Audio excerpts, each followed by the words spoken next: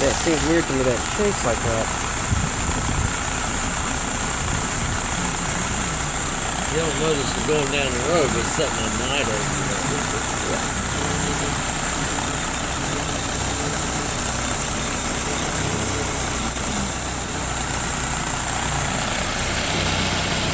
Trying to, where I could point, trying to point it somewhere where you can just see it shake.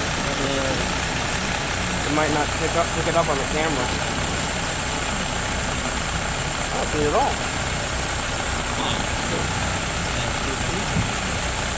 Well, I guess if I point at the wire.